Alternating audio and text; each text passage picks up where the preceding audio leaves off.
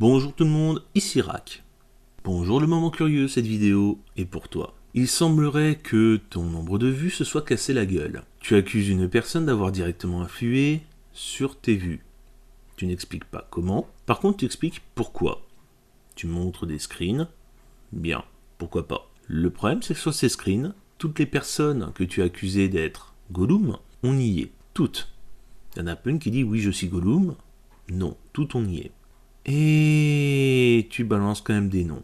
Bien, pourquoi pas. Ça, c'est judiciairement pénalisable. Et tout ça, juste parce que ton nombre de vues sur une vidéo se casse la gueule. Alors, il y a deux possibilités à ça. Soit quelqu'un va acheter des vues sur ta vidéo pour la faire monter artificiellement. Je dis pas que c'est toi, mais c'est pas exclu. Ou bien tout simplement YouTube a réactualisé ton compteur de vues parce qu'il y avait des vues qui n'étaient pas correctes. Nombre de personnes ont vu leur vue descendre. Aucune n'a fait un esclandre comme toi. Aucune n'a crié au conspirationnisme ou harcèlement, sauf certains conspirationnistes. Ou certaines personnes qui font des attaques ad hominem comme tu viens de le faire.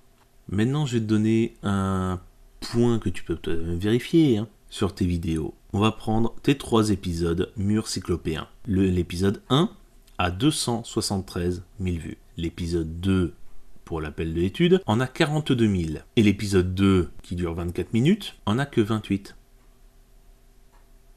Y a pas un truc qui te chagrine là?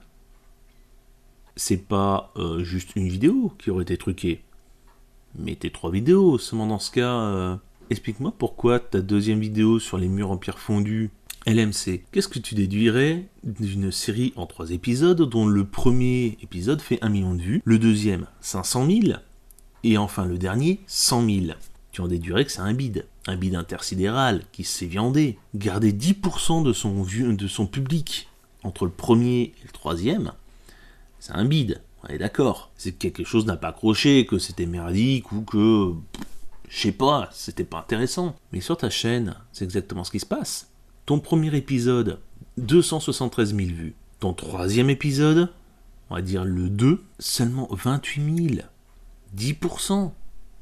C'est-à-dire qu'il n'y a que 10% des personnes qui sont venues voir ton épisode 2. C'est ridicule.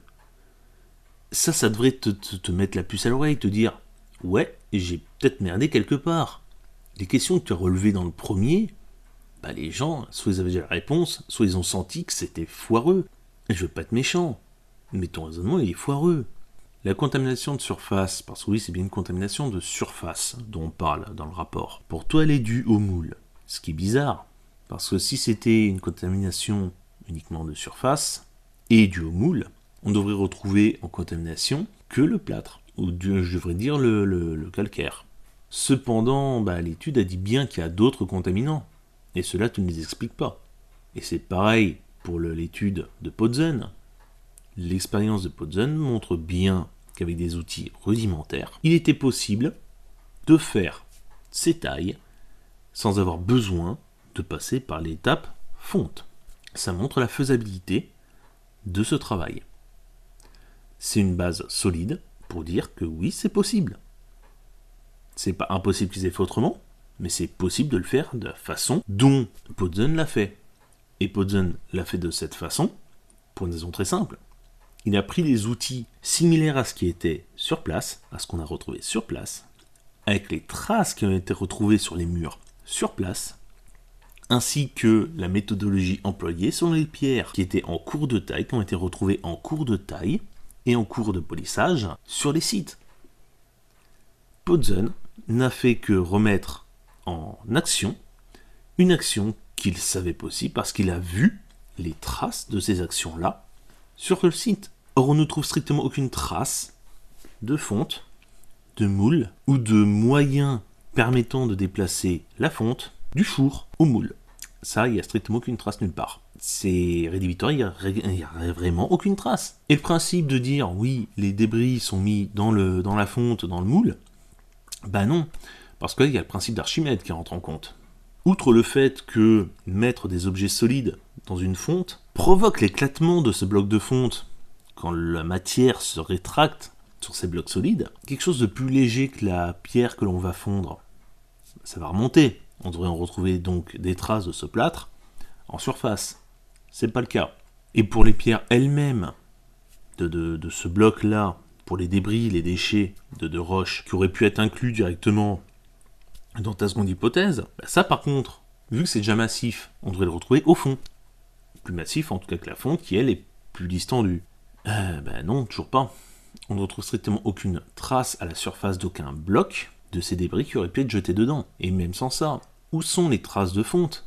Où sont les fours? Parce que même si tous les débris avaient été jetés dans les blocs fondus, il y a quand même des traces qui, elles, restent en place.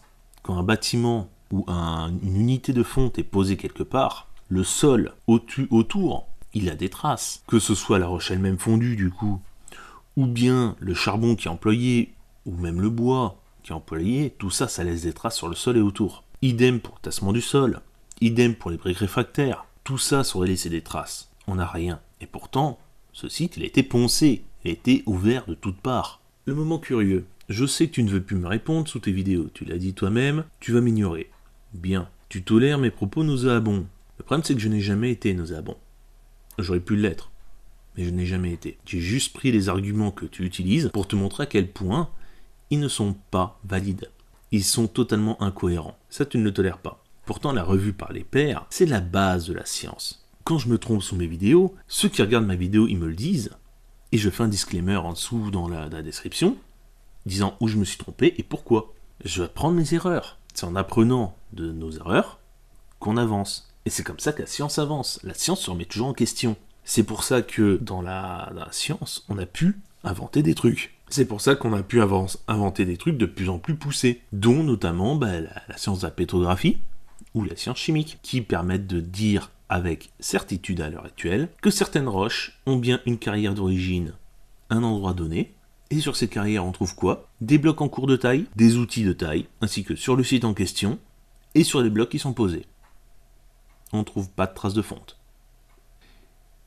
C'est malheureux, mais le moment curieux, il faut vraiment que tu apprennes à lire les rapports. Parce qu'à utiliser des rapports, mais que tu lis mal, tu te tires une balle dans le pied. Lis-les vraiment bien. Actuellement, je suis en train de me taper des rapports sur le 11 septembre. C'est une purge. Les trucs, c'est des bottins. Et en anglais. Je suis pas à l'abri d'une erreur, mais il faut bien comprendre un détail. Si on n'est pas capable de comprendre un rapport, surtout déjà en français, il ne faut pas le mettre.